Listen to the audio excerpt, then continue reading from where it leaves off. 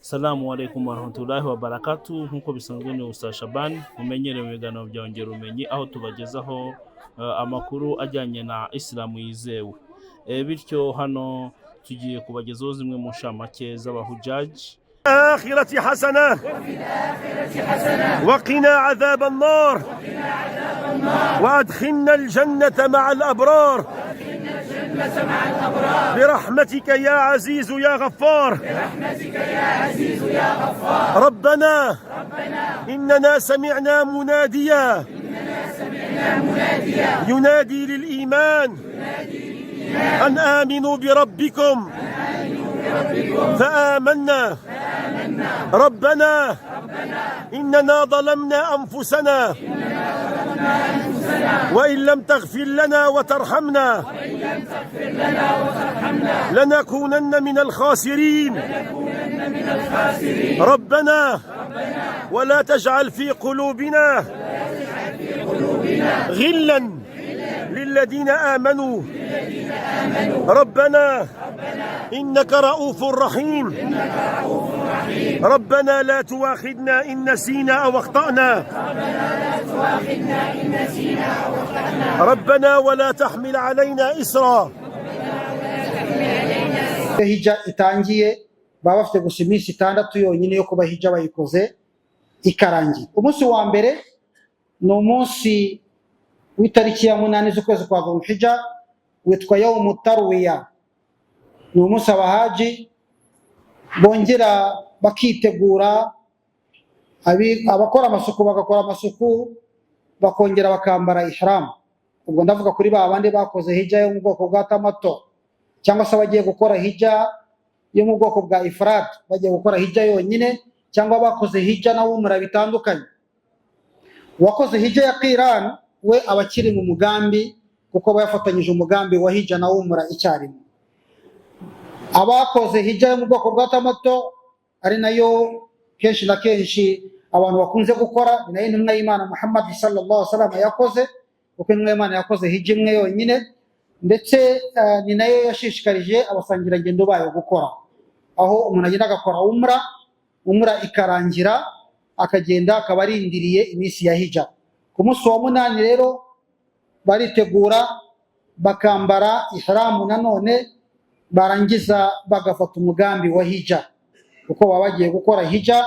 Uwo mugambi bawufatira Makka, niho baba bari, bagafata uwo mugambi, hanyuma bakava Makka bakajya Mina. Mina ubwo twavuga ko ari rwo rugendo rwabo rwa mbere baba batangiye bagiye aho Mina. Ubundi bahagera mbere yuko izuba rirenga umurongo wo hagati, bakahasarira isala ya dhuhuri n'isala ya maghrib ya lasiri na maghribi na salati al-isha bakahara. Izo sala zose zikorwa ku gihe cyazo, ariko bakagabanya isala zifite iraka enye, agakorwa iraka ebyiri. Salati al-dhuhur na salati al-asr na salati al-isha zose hakorwa iraka ebyiri, bakarara aho ngaho Mina, bakabyuka mu gitondo bakahasarira na salati al-fajr ku munsi ukurikiyeho, ari wo munsi wa Arafa. Kuri uwo munsi wa Arafa izuba rimaze kurasa, abahaji bava aho ngaho bakerekeza Arafa. Ubundi bavuga ko ari hari kuri uwo musozi wa Arafa, ariko n'inkengero za hariya zose na kiriya kibaya cyose haba hari imbago zigaragaza ko umuntu uhagaze aha ngaha aba ahagaze Arafa. Icyo gihe uri muri icyo gice cyose agomba kuba yizeye ko ahagaze Arafa. Intumwa y'Imana yavuze ko al-hajju Arafa, bigaragara ko umuntu aramutse atabashije kugera Arafa, bagatora adhana ya salati al-fajr ku munsi w'Eid atari yabasha kuhagera, icyo gihe ubwo hija ye ibirangiriye aho ngaho.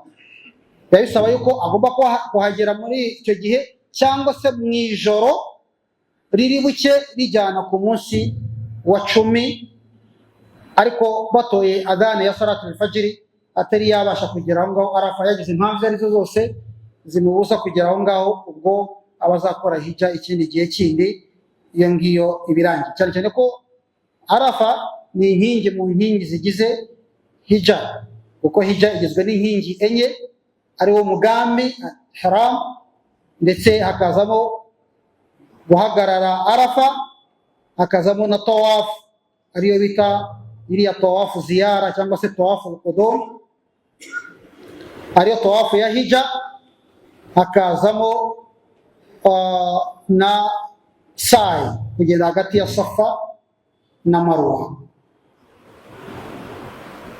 Kuri uwo munsi aragenda akerekeza Arafa, bahagera mbere y'iswala ya dhuhuri, bakahasarira iswala ya dhuhuri n'iswala ya al-asr bazifatanyije ku gihe cy'iswala ya dhuhuri, ariyo bita jamu taqdim, kubera ko bafata iswala ya nyuma bakayizana ku swala iyibanziriza ariyo salati al-asr, bavana ku gihe cyayo bakayizana kuri salati dhuhuri, bakazifatanya bakazigabanya zose, kuko zose zifite rakenye kuri adhana imwe na ikame ebyiri. Aho ngaho Arafa niho abahaji birirwa bakahakorera ubusabe butandukanye,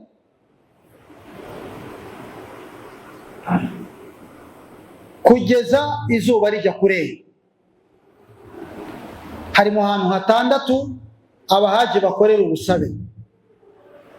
Hari aho Arafa, hakaba Safa na Marwa, hakaba na Muzdalifa, ndetse no kuri Jamarat. Kuri Jamarati ya mbere no kuri Jamarati ya kabiri. Izo nizo wakafat zigaragara muri hija zikorerwamo ubusabe. Ubundi ubusabe umuntu yabukorera ahantu ariho hose, ariko by'umwihariko iyo umuntu ari aho ngaho aba agomba kuhakorera ubusabe, kuko ni ahantu intumwa y'Imana Muhammad sallallahu alaihi wasallam yakoreraga ubusabe mu gihe yari irimo irakora hija n'abasangiranye n'ubara. Izuba rero bijya kurenga kuri uwo munsi nyine abahaji bava aho ngaho, nubwo bahagera amasaha yigiye kure, isara ya Maghrib iba yavuyemo, igihe cyayo bigeze mu gihe cya salat al-isha, basari salat al-Maghrib na salat al-isha ku gihe cya salat al-isha, ariyo bita jam'u ta'khir. Ubwo no kuvuga ngo baba bakereje isala ibanza bakayitinza kugira ngo baze kuyikora ku isala ya nyuma, cyangwa se isala yigiyeyo, niyo bita ngo ni jam'u ta'khir. Bakazisari kuri adhana imwe na ikame ebyiri, bagabanyije isala ya al-isha, kuko Maghrib ntabwo igabanywa. Maghrib ni raka eshatu zikorwa, ntabwo ushobora kugabanywayo na salatul fajr. Aho Muzdalifa niho barara kuri uwo munsi, ndetse bakajya ahantu hari masjidi Muzdalifa, ahantu bita Mash'ar al-Haram, iri muri Muzdalifa, aho Imana ivuga muri Qur'ani ivuga iti fa idha afattum min Arafat fadhkurullah inda al-Mash'ar al-Haram. Nimuramuka musoje ibikorwa muvuye Arafa, muzasingiza Imana, mukuza Imana muri aho ngaho bita Mash'ar al-Haram, ni mu mbago naho za Muzdalifa. Ubu hari umusigiti aho bita kuri Masjidi Muzdalifa, ndetse abahaji ni naho ngaho batoragura amabuye yo gutera kuri uwo munsi. Ukurikiyeho ari wo munsi w'igitambo witwa Yawmun Nahar, witiriwe umunsi w'igitambo. Uyu munsi ni umunsi ukomeye, niwo munsi ukomeye mu mateka y'idini ya Islam kuruta indi minsi yose y'umwaka. Yawmun Nahar niwo munsi ukomeye kuruta indi minsi yose mu minsi y'umwaka mu mateka y'idini ya Islam. ni umunsi abahaji bakoramo ibikorwa byinshi cyane kuruta indi minsi yindi yose, kuko kuri uwo munsi abahaji bava Muzdalifa mu gitondo bada salat al-fajr. Abanyantege nkeya n'abasaza bakuze n'abana bashobora no kugenda mu ijoro bakava aho ngaho nyine, ariko ubundi ni byiza ko umuntu arara aho ngaho Muzdalifa mu gitondo bada salat al-fajr. Baragenda bagatera amabuye kuri Jamaratul Aqaba, ku gisima cya gatatu. Ari gisima cya mbere Jamaratul Ula wa Jamaratul Usta n'icya gatatu. Kuri uwo munsi batera gusa amabuye ku gisima cya gatatu, batera amabuye 7. aba ari amabuye matoya, ntabwo bigusaba gutoragura amabuye manini, kuko ntabwo urimo kurareba shayitani imbere yawe, urimo kubikora gusa nk'umugenzo wakozwe n'intumwa y'Imana Ibrahim alayhi salatu wassalam. Igihe yateraga amabuye, shayitani imubuza kugira gute, imubuza kubaga umwana we nk'uko yari bitegetswe n'Uwiteka Allah subhanahu wa ta'ala mu nzozi. Biba bisaba rero gufata amabuye mato cyane ari bubashe kugera aho wifuza kuyatera, kandi nanone ibuye ritagwa ku muntu ngo rigire icyo rigira gute, rigire icyo rimutwara, kuko abantu baba ari benshi aho ngaho. Hari igihe bamwe baba bahagaze imbere, abandi bahagaze inyuma, ushobora kuritera nabi rikagenda rigakora ku muntu cyangwa se rikagwa ku muntu. Rigomba kuba ari ryabuye nirimugwaho ritari bugire icyo rigira gute, icyo rimutwara. Ntabwo byemewe kugenda gutoragura inkweto, arabafata inkweto bakajugunya bakagira gute, ibiti n'iki, ibyo byose ntabwo byemewe. Ni amabuye 7, utera ibuye rimwe kuri takbir, uvuga uti Allahu akbar, Allahu akbar, Allahu akbar, kugeza igihe y'amabuye 7 urangije kuyatera. Icyo gihe iyo umuntu arangije arogosha cyangwa akagabanya, ariko kogosha nibyo byiza, kubera ko intumwa y'Imana Muhammad sallallahu alaihi wasallam yasabiye inshuro 3 abantu bogosha, ivuga iti Mana yagasani igirire impuhwe abantu bogosha bakamaraho umusatsi, al-muhalliqin. Abasangira ngendo baramubwira bati wal muqassirin ya Rasulullah, baramwibutsa ngo ndetse n'abagabanya ya Rasulullah. Arongera ku nshuro ya 2 avuga abogosha, ku nshuro ya 3 avuga abogosha, bakarangizaho umusatsi. Ku nshuro ya 4 nibwo yahise yongeraho ngo wal muqassirin, ndetse n'abagabanya. Kugabanya biremewe, ariko ibyiza nuko wakogoshaho umusatsi ukagira gute, ukawumaraho. Ku bagore ntabwo bagomba kogosha umusatsi ngo bawumareho, ahubwo bogosha kuri buri gice cyabo cyose cy'umutwe, ku buryo bagira bakora umusatsi muke ku mutwe hose. Umugore ushobora kuba yabasha kubona afite umusatsi muremure, yabasha gufata akawufatira hamwe agakataho akantu gatoya ko hejuru, ngo biba bisobanuye ko yogoshe ku ruhande rwose rw'umutwe. Iyo imisatsi ye imeze nk'iy'abagabo gutya, aba agomba kunyuza imakasi kuri buri gice cyose cy'umutwe kugira ngo yogoshe umusatsi. Ibyo iyo birangiye abahaji barabaga, bakurikizaho kubaga, bagatanga igitambo cyabo. Muri iyi minsi abenshi ntabwo bajya kwibagira, babakorera icyo gikorwa, ariko umuntu biba byemewe ko yagendaho amatungo ari, ndetse yanashaka no kuryibagira nawe akaryibagira. Biba binemewe yuko umuntu yagenda akanarisaba itungo rye aba yatanze bakarimuha, kubera ko mu matungo abagwa n'abantu bagiye muri hija, bakoze hija y'ubwoko bwa tamato na qiran, baba bemerewe kuyaryaho ndetse bakayahaho n'abakene. Ndetse ari no mu nyama zishobora no kwemerwa kuba zakwimurwa zikavanwa aho ngaho Maka, zikaba zajyanwa n'ahandi hantu handi. Izabazwe kubera ko abantu baje gukora igikorwa cya hija. Iyo ibyo birangiye, umuntu amaze gutera amabuye yogoshe yabaze, haba habayeho ibyo bita ngo ni tahallul al-awwal, haba habayeho kuzururirwa kwa mbere. Uko kuzururirwa kwa mbere guha umuntu uburenganzira yo gukora bya bintu byose twavuze bigera ku 10 yarabujijwe gukora uretse gusa kubonana n'uwo bashakanye. Ni ukuvuga ngo umuntu yakogosha kuko aba yogoshe, yakibyara, yakwambara imyambaro idoze, yakwisiga ibihumura, bya bintu byose twavugaga byari biziririjwe biba byemewe uretse gusa kubonana n'uwo bashakanye. Iyo kuri uwo munsi w'igitambo yawmu nahar, ibyo birangiye, abahaji bava Mina bakajya Makka kugira ngo bajye gukora tawaful hajj cyangwa tawafu ziyara. Ni tawafu ya hija. Kuri uwo munsi baragenda bagakora tawafu, bagakora na sa'i. Tawafu ni ukuzenguruka Kaaba inshuro 7. Uzenguruka Kaaba ugendera ku ruhande rwawe rw'ibumoso, uvuga ngo urutugu rw'ibumoso nibwo ruba rureba hehe? Kuri Kaaba. Uzenguruka uhereye ku ibuye ry'umukara, akaba ari naryo usorezaho.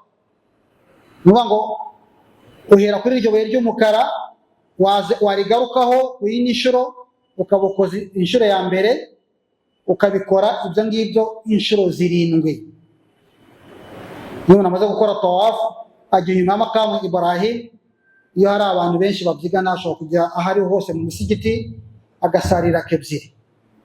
Baravuga ngo ni rakatayi, ni rakebyiri khafifatayi, ngufi cyane, zidakurikirwa n'ubusabu ubwo ari bwo bwose.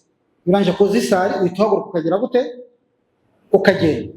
Iyo umuntu arimo gukora tawafu, ni byiza ko ziriya nshuro zose zikurikiranya, keretse iyo habayeho nk'impamvu. Gusa ni iswala yonyine iguhagarika igihe wari urimo gukora tawafu. Nabwo kandi iyo swala igomba kuba ari swala y'itegeko, ntabwo wahagarikwa ari swala ya sunna. Ni nayo mpamvu iyo umuntu yinjiye Maka agiye gukora nka umra, nyine winjira mu musigiti ukamanuka werekeza aho Kaaba iri, ntabwo ubanza gusara sunna. Uhita ugenda, uhita ukora iki? Uhita ukora tawafu, kuko waje ufite umugambi w'igikorwa kiremereye kuruta kujya kugira gute? Usara sunna. Niyo bakimye swala, ubundi iyo batoye adhana urakomeza ukazenguruka. Iyo bakimye swala uhagarara aho wari ugeze, aho wari ugeze niho uhagarara, akaba ari naho usarira, kuko aho ngaho barimo gukorera tawafu n'ubundi niho abantu basarira, ni mu musigiti n'ubundi. Uhagarara aho ngaho wari ugeze, akaba ariho usarira. Batora salamu, urahaguruka ukajya gukomeza iki? Gukomeza gukora tawafu. Iyo tawafu uyirangije ku nshuro ya 7, uva aho ngaho ukajya kuri Safa. Safa na Marwa ni imisozi 2, ariko iyo misozi 2 mu kwagura umusigiti yose yinjiye hehe? Yinjiye mu musigiti. Ntabwo ari imisozi ku buryo wareba ukavuga uti mu kuzamuka umusozi wurira nk'ukuntu wurira hariya. Hoya, baguye umusigiti barahubaka, hari aho bagiye basiga nyine ubona bazitiye harimo amabuye mimere, ariko mu musigiti, ariko ahandi hose umuntu agenda hose hubatse amakaro, kandi no hejuru hagize gute? Haratwikiriye, harasakara, ubu urimo imbere. Safa na Marwa uhakora inshuro 7. Uhera kuri Safa, kuko ni Imana yagize gute? Yahereyeho inna Safa wal Marwa. Imana yahereye kuri Safa ikurikizaho Marwa. Safa na Marwa twavuze ko hari muri bya bice 6 umuntu agomba gukorera iki? Gukorera ubusabe kuri Safa no kuri Marwa.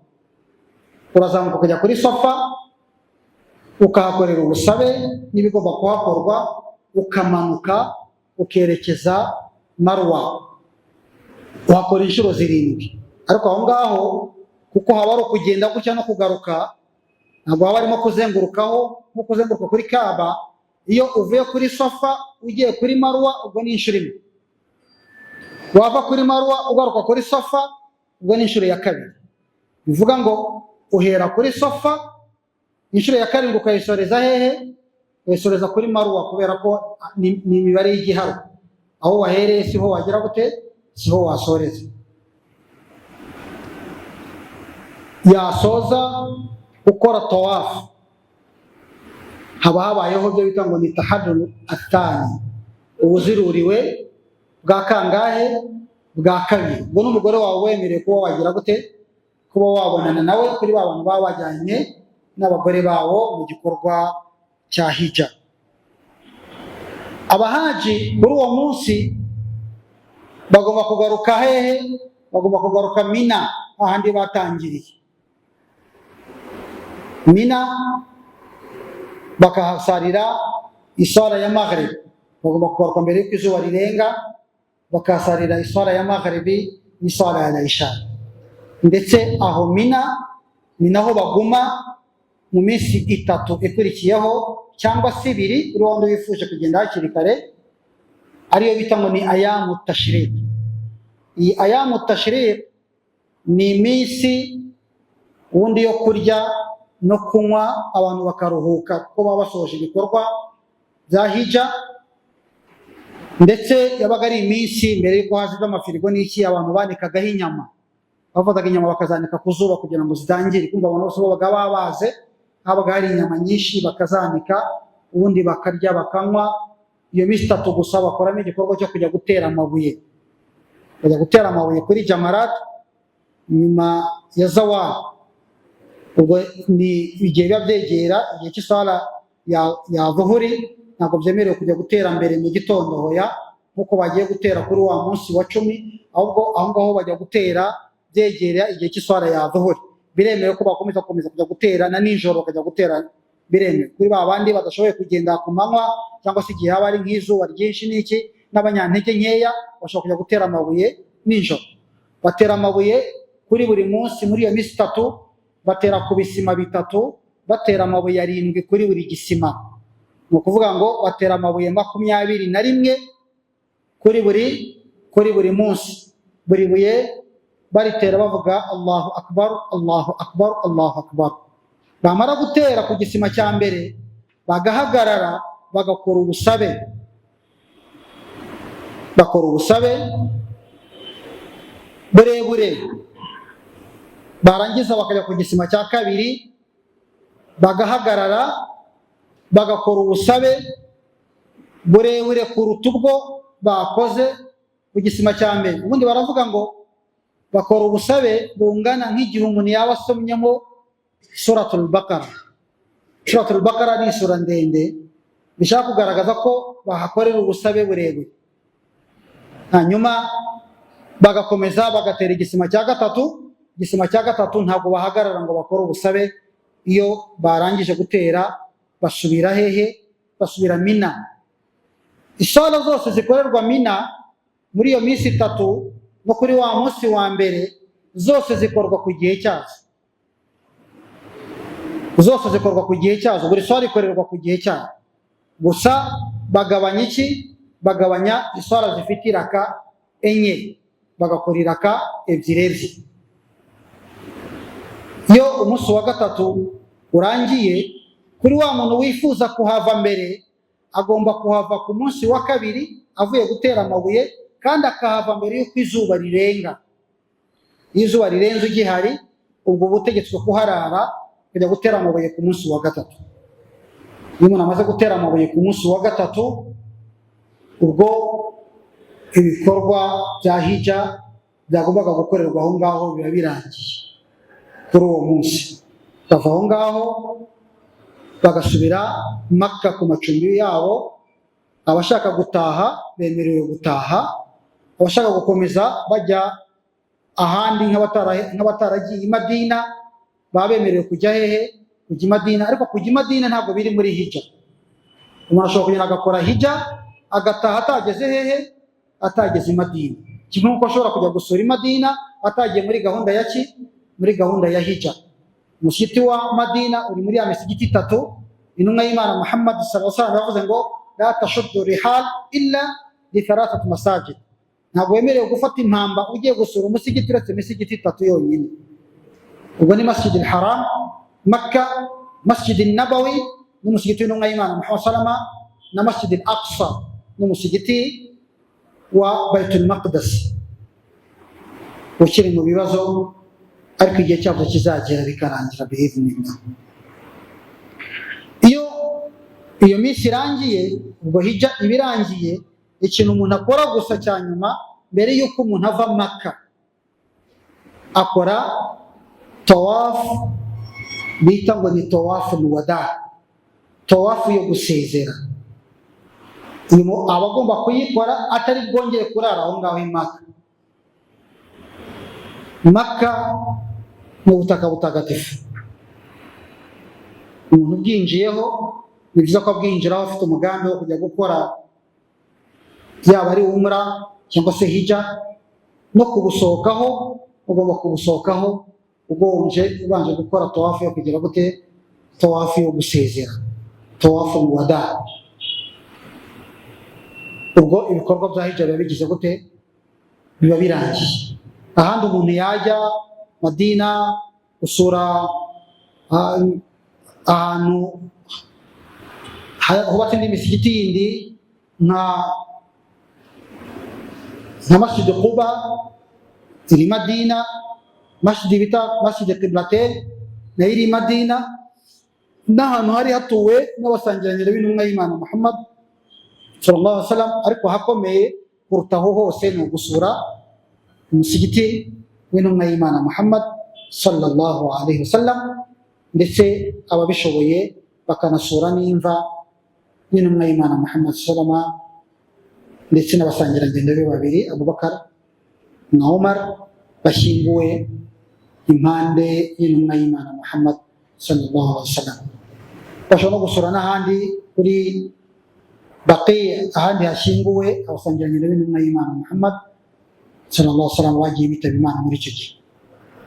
Ariko hijja iba yarangiriye Makka. Gusura aho ngaho birumvikana harimo ibyiza bitandukanye, tuzabiganira ubutaha inshallah. Ese umuntu wakoze urugendo rwo gusura Madina asura hehe, ni iyihe nyungu bifite? Kuko ni naho hari n'umusozi wa Uhud.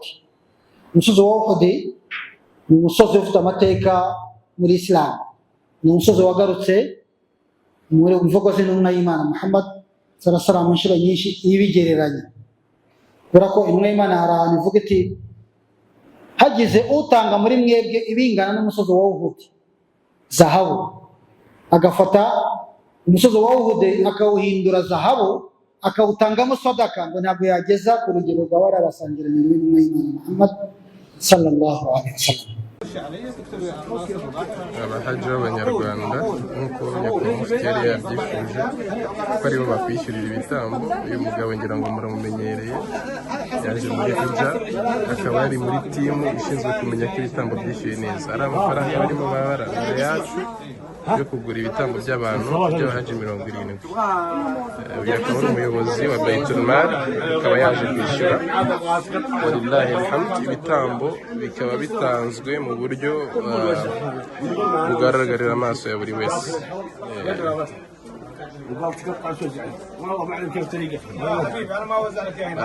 Baraza kutwerekana lese.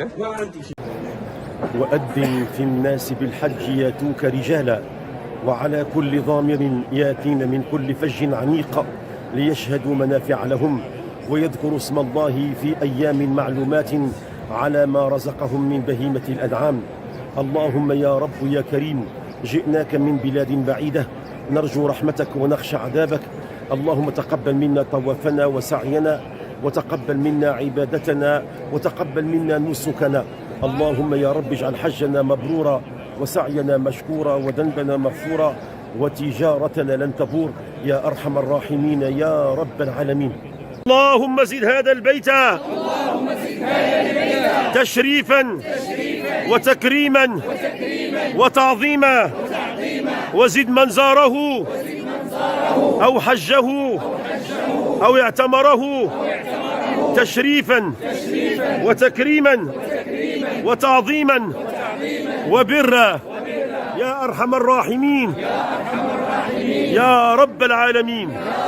لا إله إلا الله لا إله إلا الله لا إله إلا الله لا إله إلا الله لا إله إلا الله لا إله إلا الله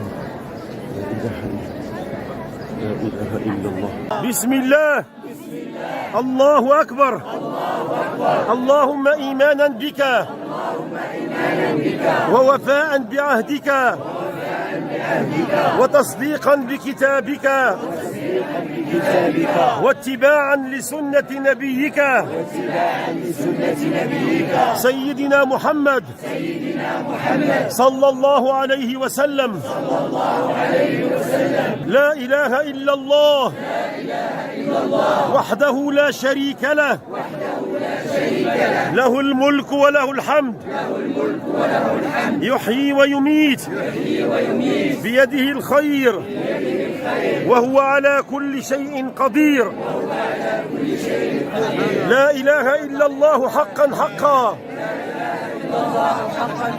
لا إله إلا الله تعبدا ورقا لا إله إلا الله ولا نعبد إلا إياه له النعمة وله الفضل وله الثناء الحسن. اللهم يا رب العالمين يا أكرم الأكرمين اغفر ذنوبنا واستر عيوبنا وبدل سيئاتنا حسنات. اللهم اغفر وارحم واعف وتكرم وتجاوز عما تعلم إنك أنت الأعز الأكرم يا رب العالمين. بدل سيئاتنا حسنات واعتق رقابنا ورقاب آبائنا ورقاب أمهاتنا من النيران يا ذا الجلال والإكرام. اللهم اجعلنا من أهل الجنة اللهم اجعلنا من أهل الفردوس الأعلى. اللهم اجعلنا يوم القيامة بجوار نبيك المصطفى سيدنا محمد صلى الله عليه وسلم. اللهم اجعلنا مع آل بيته الطيبين الطاهرين وأصحابه الغر الميامين من الأنصار والمهاجرين مع الذين أنعم الله عليهم من النبيين والصديقين والشهداء والصالحين وحسن أولئك رفيقا. يا رب العالمين يا أكرم الأكرمين جئناك من بلاد بعيدة تركنا أوطاننا وتركنا أولادنا وتركنا أحبابنا وتركنا أموالنا وجئنا إليك خاضعين جئنا إليك مبتدلين جئنا إليك حفاة عراة نرجو رحمتك ونخشى عذابك إن عذابك بالكفار ملحق. اللهم تقبل منا طوافنا وتقبل منا سعينا وتقبل منا أعمالنا واجعل حجنا مبرورا وسعينا مشكورا وذنبنا مغفورا وتجارتنا لن تبورا يا رب العالمين يا أكرم الأكرمين. اللهم ارزقنا الإخلاص في القول والعمل يا ذا الجلال والإكرام. اللهم حبب إلينا الإيمان اللهم زينه في قلوبنا وكره إلينا الكفر والفسوق والعصيان واجعلنا من عبادك الراشدين الذين لا خوف عليهم ولا هم يحزنون اللهم شافنا وشاف منا كل مريض وشاف منا كل سقيم رب الناس أذهب الباس اشف أنت الشافي لا شفاء إلا شفاؤك شفاء لا يغادر سقما ولا يبقي ألما اللهم شافنا أجمعين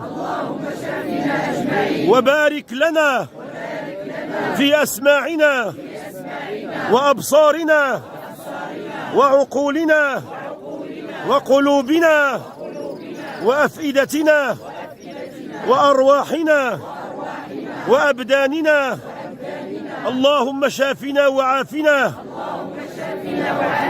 يا رب ببركة قولك وننزل من القرآن ما هو شفاء ورحمة للمؤمنين فيه شفاء للناس ويشفي صدور قوم مؤمنين وإذا مرضت فهو يشفين وإذا مرضت فهو يشفين وإذا مرضت فهو يشفين قل هو للذين آمنوا هدى وشفاء قل هو للذين آمنوا هدى وشفاء وشفاء لما في الصدور وشفاء لما في الصدور وشفاء لما في الصدور اللهم يا عفو يا غفور بحق الطور وكتاب مسطور أن تشافينا أجمعين وشافي أحبابنا وشافي أقاربنا وشافي منا كل مريض وسقيم وعليل ببركة الصلاة على مولانا رسول الله اللهم صل وسلم على سيدنا محمد طب القلوب ودوائها وعافية الأبدان وشفائها ونور الأبصار وضيائها وقوت الأرواح وغذائها ربنا آتنا في الدنيا حسنة وفي الآخرة حسنة وقنا عذاب النار وأدخلنا الجنة مع الأبرار برحمتك يا عزيز يا غفار ربنا آتنا في الدنيا حسنة وفي الآخرة حسنة وقنا عذاب النار وأدخلنا الجنة مع الأبرار برحمتك يا عزيز يا غفار ربنا إننا سمعنا مناديا ينادي للإيمان أن آمنوا بربكم فآمنا ربنا إننا ظلمنا أنفسنا وإن لم تغفر لنا وترحمنا لنكونن من الخاسرين ربنا ولا تجعل في قلوبنا غلا للذين آمنوا ربنا إنك رؤوف رحيم ربنا لا تؤاخذنا إن نسينا أو أخطأنا ربنا ولا تحمل علينا إصرا كما حملته على الذين من قبل.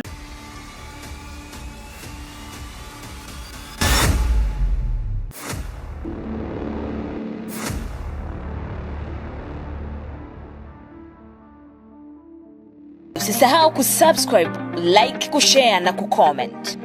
Baada ya kusubscribe, bonyeza alama ya kengele ili kupata taarifa kwa kila video inayopanda online.